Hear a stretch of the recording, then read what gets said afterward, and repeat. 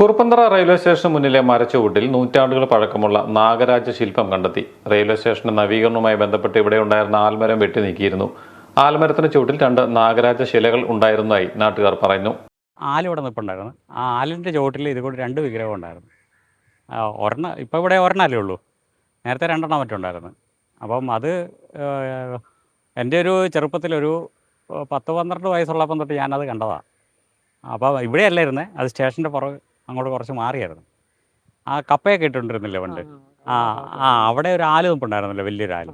അതിൻ്റെ ചുവട്ടിലത് station extend ചെയ്തപ്പോൾ പൊളിച്ച് പോയപ്പോൾ ആല് വെട്ടിക്കളഞ്ഞു. അതിൻ്റെ ചുവട്ടിൽ നിന്ന് ഇത് മാറ്റി വെച്ചു. അത് നേരത്തെ ഇവിടെ ഉണ്ടായിരുന്നോന്നും അറിയത്തില്ല. അല്ല, ഈ പ്രദേശം എന്ന് പറയുമ്പോൾ മാഞ്ഞൂർ പ്രദേശം എന്ന് പറഞ്ഞാൽ മിക്ക വീടുകളിലും സർപ്പങ്ങളുടെ സാന്നിധ്യമുള്ള വീടുകളാണ്. സർപ്പം പ്രതിഷ്ഠകൾ, ഓരോ പൂജകൾ നടത്തുന്ന ഒരുപാട് വീടുകളുണ്ട്. പക്ഷേ കുറച്ചു കാലമായിട്ട് കുറേ ആൾക്കാർക്ക് ഇല്ലാതെ വരുന്നുണ്ട്.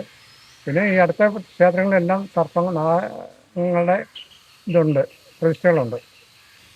ഈ പുതുക്കുളങ്ങര അമ്പലം, വേലിശ്ശേരി, കണ്ടാറ്റാവ്, മള്ളിയൂർ ക്ഷേത്രം, ഇവിടെയൊക്കെ നാഗങ്ങളുടെ പ്രതിഷ്ഠകളുണ്ട്. സമീപ നാളിൽ റെയിൽവേ സ്റ്റേഷന്റെ പരിസരം വൃത്തിയാക്കിയപ്പോഴാണ് നാഗരാജ ശില്പം മരത്തിന്റെ ചുവട്ടിൽ വീണ്ടും കണ്ടെത്തിയത്. മാഞ്ഞൂർ മേഖലയിൽ വീടുകളും ക്ഷേത്രങ്ങളും കേന്ദ്രീകരിച്ച് നാഗരാജ പ്രതിഷ്ഠകളും നിലവിലുണ്ട്.